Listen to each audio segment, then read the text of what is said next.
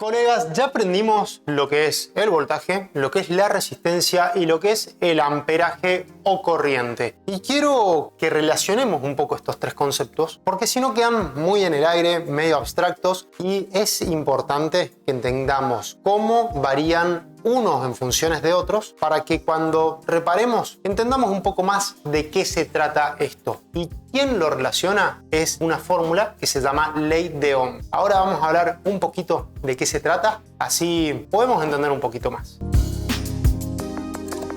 Acompáñenme que vamos a ir hablando de cada uno de estos conceptos y quiero explicarles cómo es que cuando se genera un cortocircuito calienta un componente. Ahora, viendo un poco esto más de fondo, un poco más técnicamente, van a poder relacionar un cortocircuito con el calentamiento, pero quiero adelantarles algo. No es algo que todos los días nos vamos a tener que poner a calcular y ponernos en una hoja con un papel a ver cómo funciona esta ley de Ohm. Simplemente es para que entendamos que los conceptos de voltaje, resistencia y corriente están relacionados entre sí. Yo ya dejé preparada mi calculadora para poder hacer un pequeño cálculo y nosotros vimos tres conceptos. El primero de ellos es el voltaje, el segundo es la resistencia y el tercero es el amperaje o corriente, que se simbolizaba con la letra I. Pero ¿cómo se relacionan estos tres conceptos? Es de la siguiente manera. El voltaje va a ser igual a la resistencia por el amperaje. Y quiero que pongamos un ejemplo de la siguiente manera. Fíjense, yo acá al costado les voy a marcar que de color negro vamos a marcar todo lo que sea constante. Todos los valores que se mantengan constantes los vamos a marcar de color negro. Y de color rojo vamos a marcar todos los valores que se mantengan variables. Más que se mantengan, que varíen. Entonces vamos a hacer lo siguiente. Supongamos que nosotros tenemos una batería de 3,8 volts conectada al equipo. Sabemos todos de que una batería tiene 3,8 volts y que su voltaje puede variar un poquito. Puede variar a 3,75, 3,6 o inclusive hasta un poco más. Pero a función de este ejercicio, para que podamos entenderlo, vamos a suponer que el voltaje de la batería se mantiene siempre constante. Por eso lo escribí con color negro. Ahora supongamos lo siguiente. Nosotros sabemos que la batería se conecta a un FPC o conector de la batería que está soldado en la placa. Ese conector está construido de plástico y tiene unos pequeños elementos metálicos que se sueldan a la placa y por dentro de la placa viene un circuito que generalmente está construido de cobre. Y ese circuito o esa línea, como solemos llamarle nosotros en microelectrónica, está conectada a distintos componentes. Vamos a hacer una suposición muy simple de este circuito y vamos a suponer que va del conector de la batería al FPC en la placa. Ahí va soldado a esta línea de cobre y luego va soldada a un circuito integrado.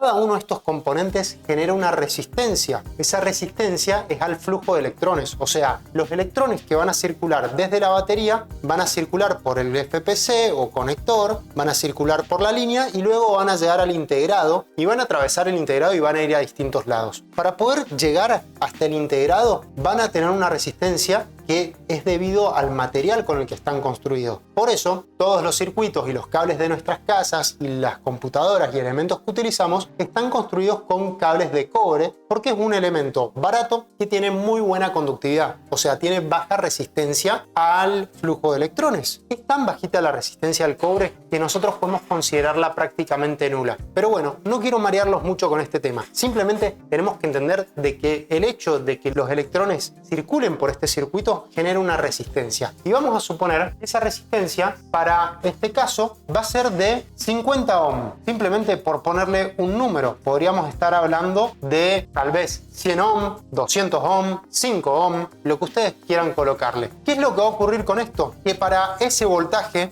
ya predeterminado de 3,8 volts y para una resistencia que ejerce el circuito sobre el flujo de electrones de 50 ohm, vamos a tener un amperaje que va a ser de 0,076 amperes.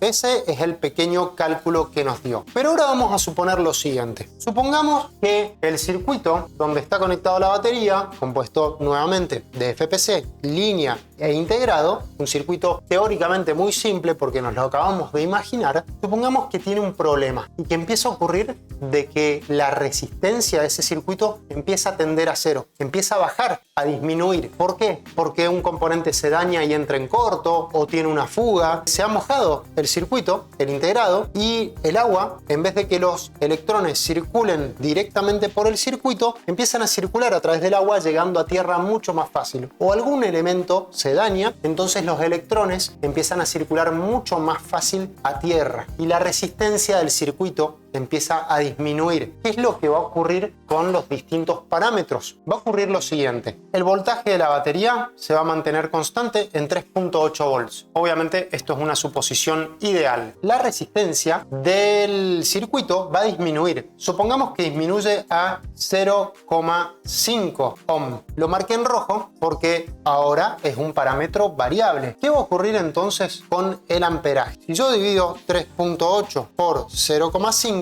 me va a dar 7,6 amperes. ¿Qué es lo que esto significa? Que ahora la cantidad de electrones que están circulando a través del circuito es mucho más elevada. Fíjense que es 100 veces más elevada.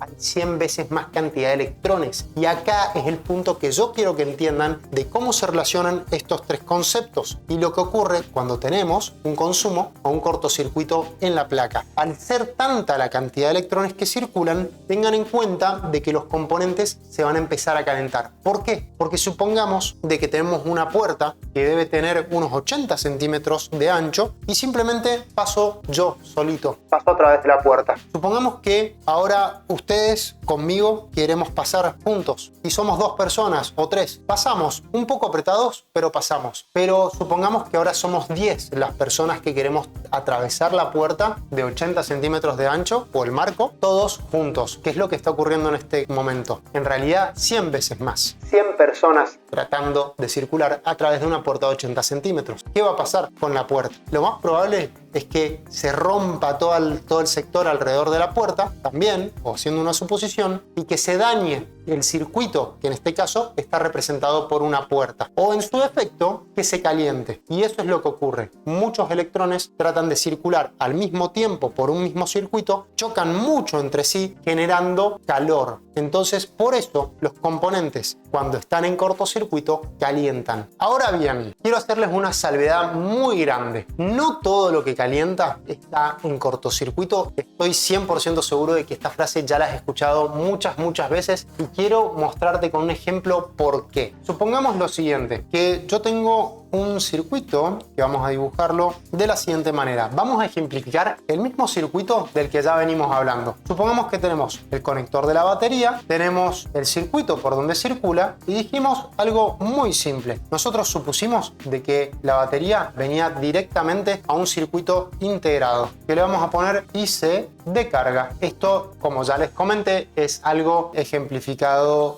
para que se entienda de manera muy simple, ¿ok?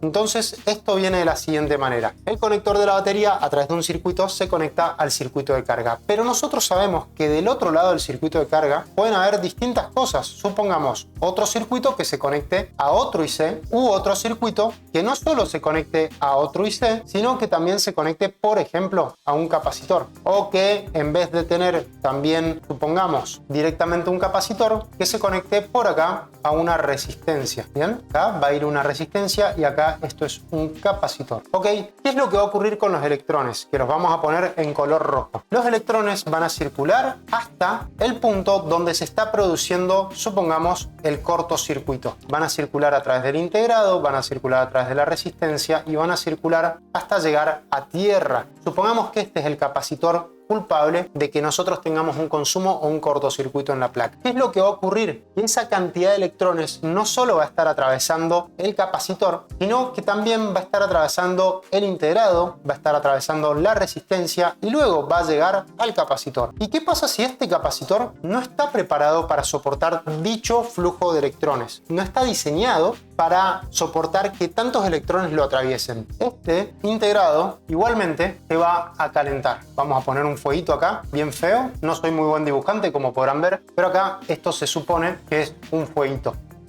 Y obviamente, o existe la probabilidad de que también nos caliente este otro integrado.